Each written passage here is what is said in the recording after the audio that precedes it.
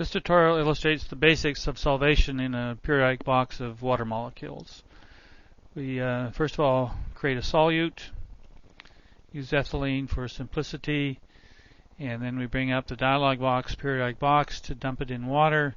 This is the size of the solute. This is the size of the surrounding periodic box of solvent, and we can make this any size we like.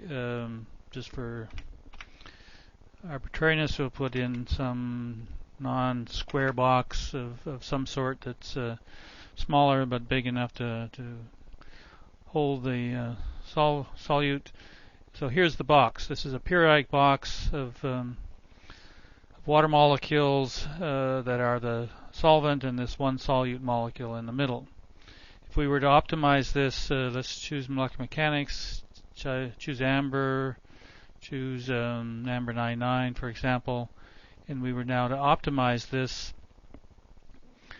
As this is optimized, you'll see water molecules jump around. This is because of the periodic boundary conditions. When a water molecule moves out one edge, it comes back in the opposite edge.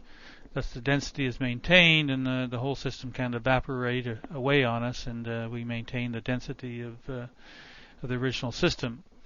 And this periodic box is actually surrounded by identical copies, and the solute is interacting with the nearest image, possibly in this box and possibly in adjacent boxes. But anyway, that's the basics of solvation. This is really just a big molecule with periodic boundary conditions, and anything that you do with molecules you can do with this periodic box basically.